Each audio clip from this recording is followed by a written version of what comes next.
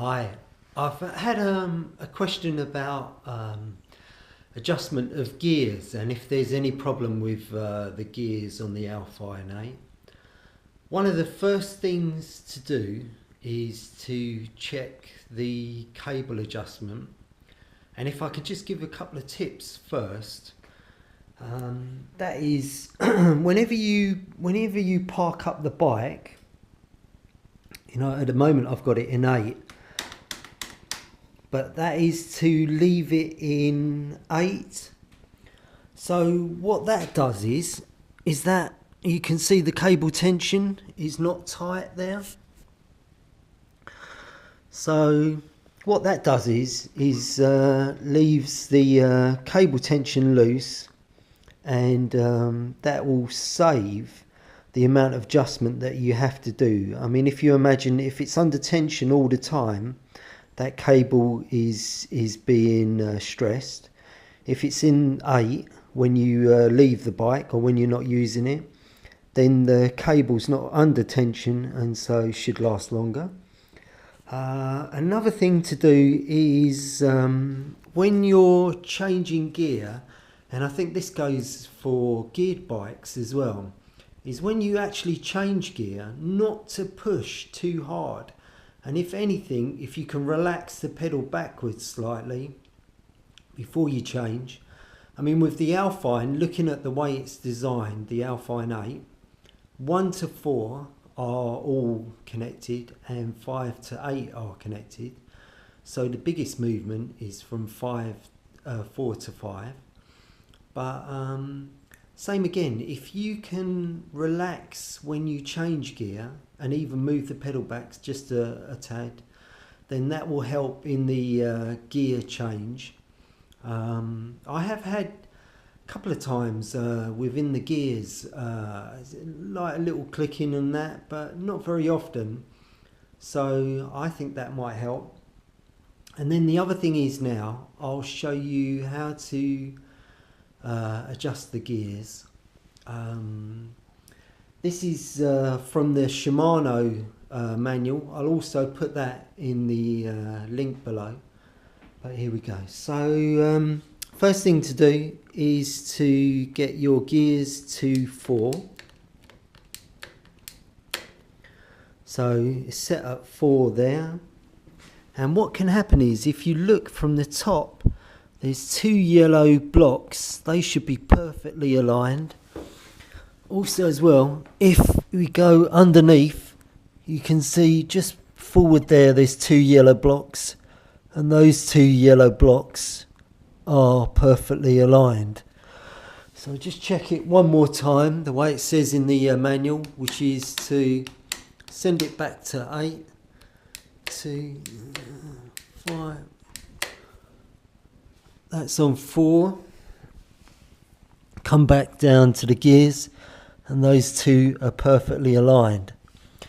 If they're not, then what you have to do is quite simple. You don't need any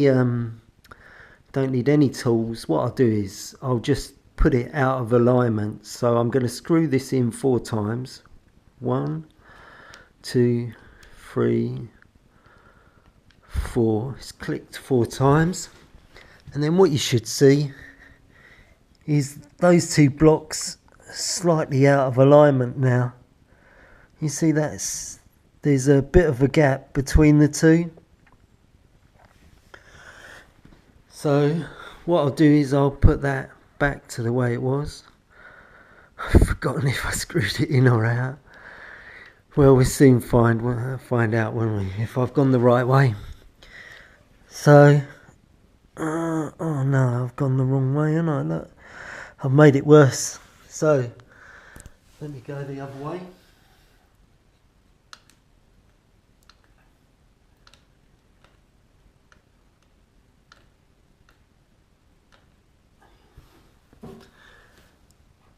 Now I've gone too far.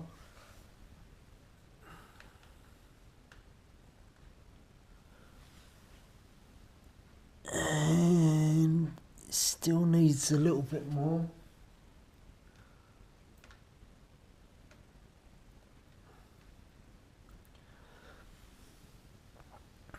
that looks to be perfect aligned.